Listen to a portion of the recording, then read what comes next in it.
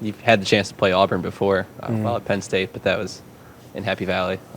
Now you get to go travel to Jordan-Air. Yeah. Have you heard anything about the environment there, and what are you most looking forward to? Yeah, I definitely heard about the environment. Got a few guys that I know pretty well on the Auburn team, so it's a hostile environment. It's nothing less to say than that. It's going to be a great game, great atmosphere. I think it's a rivalry for LSU. In the past years, it's always a close game. So we expect a hostile environment. We had live music at practice today, so we're prepared for it. We're ready, for anything that they bring at us. So it's going to be an exciting atmosphere, though. You finally get to enter this part of the SEC season beginning now as you go on the road. Does the mindset change for you guys at all? It's just all about just being locked in. You can't worry about if you're on the road or at home, because you can lose at home, you can lose on the road. So you just got to be locked in to what's in front of you. It's 11 on 11. Got 11 guys on the field. You got to be locked in on your assignment. You can't really worry about how loud it is, the extra crowd noise, the extra things that may go on away games. But at the end of the day, it's 11 on 11. You got to execute your assignment and be ready to play. Your assignment changes a lot. You have a lot of different running backs you guys will work in. How do you make the most out of your snaps?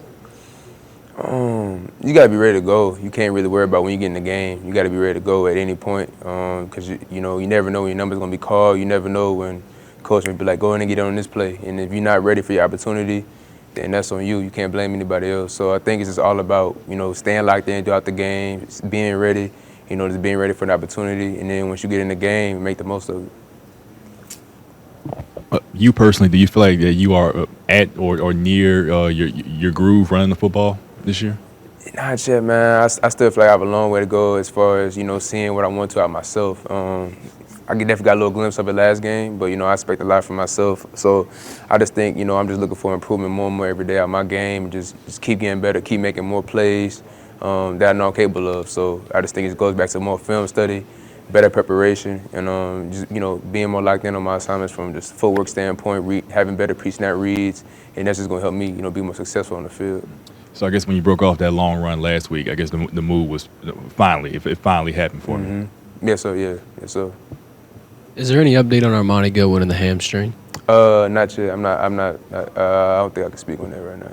And this Saturday, you go out in replacement. You almost at the century mark, 2 touchdowns. How are you able to flip that switch, and how important is that now that you got that under your feet going this important part of the year? Yeah, when I was at Penn State, we had a similar rotation with 4 guys. So, I've been kind of used to just being ready when your number's called. Not really worried about when I'm getting the game, just being ready to go when I get in the game. And it's all about perspective on things. You could sit on the sideline, be upset about not getting that many opportunities, or you can be cheering your teammates on and being ready when your number's called. So you had the right mindset, perspective on things, and you ready to go when you get in the game.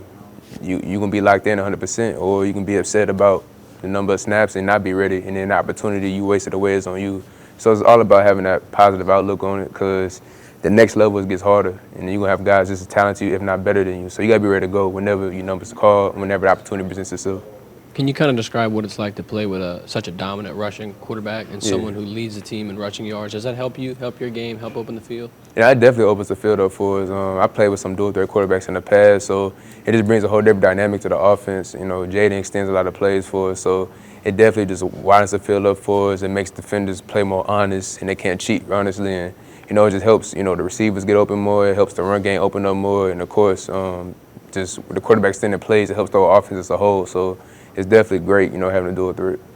With the team stringing together 3 consecutive wins, offense averaging around 40 points, do you feel like LSU's getting to be where they need to be, or still a lot more work to be done? Yeah, we're getting close, man. From camp until now, we're starting to mesh as a group. Everybody's getting on the same page as far as chemistry, as far as being on the same accord mentally.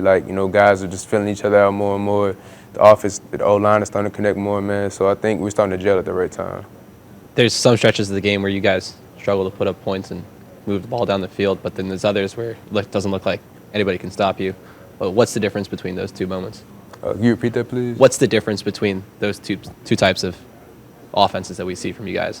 Where you're kind of stagnant and not moving the ball, but then there's other times where you look unstoppable. Yeah, everybody's going to play this differently. So I think sometimes it comes from just adjustments throughout the game. Some personnel packages, some plays may not be as effective as certain formations that we may have. So I think it's all about filling the game out, but just in protecting the football. And the main thing, you protect the football. We got a great defense, so we know they can get the ball back to us. So it's really just all about being able to make adjustments throughout the game. Just being ready to just adjust to different personnel packages and being ready to make plays when our number's called. How much have y'all emphasized starting off faster, against these bigger opponents? Yeah.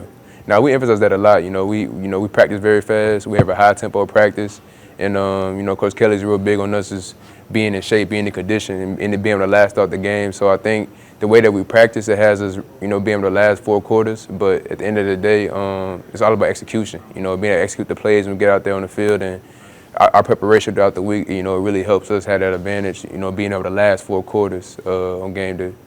Through the first 3 weeks, 3 different offensive lines, but it seems like LSU's found their sweet spot with Emory Jones and Will Campbell being installed into that offensive line. Kind of describe the 2 freshmen, how they've been playing, and what you think about them.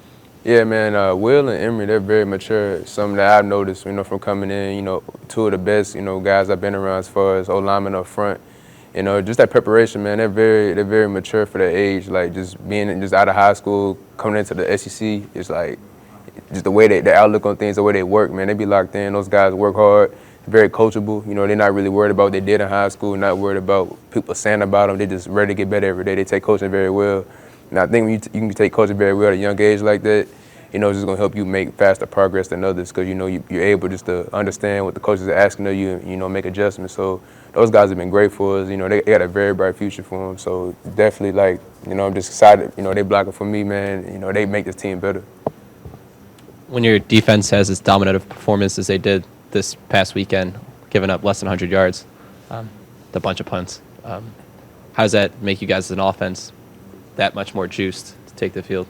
Yeah, we feed off our defense, man, and, we got their batches that they got ours, and, if we know we have a 3 and out, we know we got a high chance of getting the ball right back in a few seconds or a few minutes, if that's so.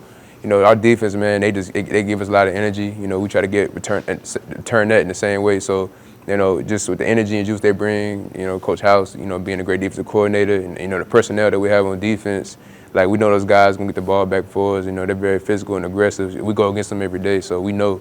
But, they make this team better. They help. We feed off of them, and they feed off of us. So, it's definitely good to know we got a great defense on our side. Thank you. All right, appreciate it.